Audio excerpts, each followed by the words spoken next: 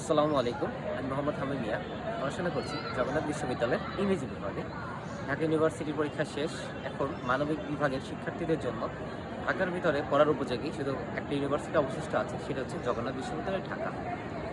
জগন্নাথ বিশ্ববিদ্যালয়ে কীভাবে পড়লে এর শেষ এক মাসে চান্স পাওয়া যাবে, আজকে এই সিক্রেটটা বলে দিব।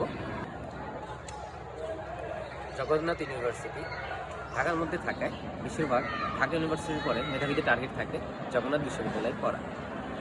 এখন যে এক মাস সময় আছে, তোমাদের ভাইয়া হার্ট অ্যান্ড সোলটাই করতে হবে।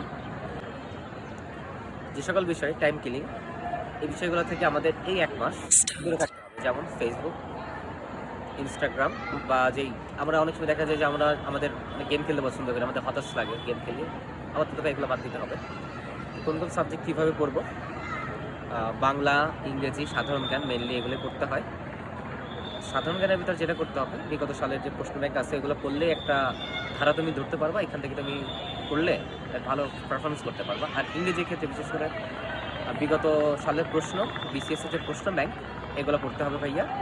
এগুলো পড়লে আশা করা যায় তোমরা অনেক ভালো ফলাফল করতে পারবা।